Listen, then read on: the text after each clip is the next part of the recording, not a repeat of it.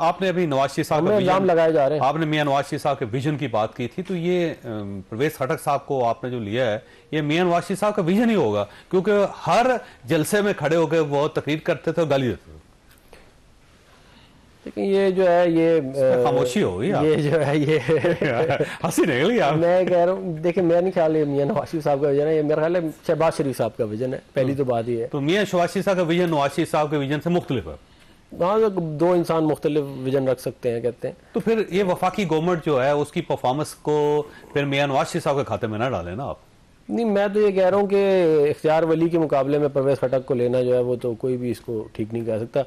अगर 5000 वोटों का फर्क था इख्तियार वली का और परवेज खटक का, बेचारे ने 34 साल से मुकाबला कर रहा है। वहां पे हमारे पास लोग भी नहीं है, कुछ अन्य लोग हैं, उनमें एक वो है मेन बंदा भी वही है। तो अब देखें ना, वो उस फंक्शन में नहीं जाता था जहां पे परवेज खटक साहब नहीं, बात मैं तो बिल्कुल, मैं इसको कोई भी डिफेंड नहीं कर सकता। और इख्तियार वली को आपने कहा था मिनिस्टर बनाएंगे और उसको ड्रॉप करके इसको लगा दिया। तो आखिर कोई ना कोई वजह तो होगी ना। आपको क्या चीज पसंद आई परवेज खटक साहब की?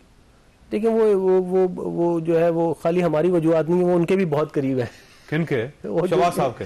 शहबाज साहब के भी करीब है और और भी लोगों के काफी करीब है, तो वहीं से ही होगा और लोग इन्फ्लुएंस करते हैं आप? जी बिल्कुल हो जाता है इन्फ्लुएंस। लो जी, फिर तो ये काम ही खत्म हो गया आपका।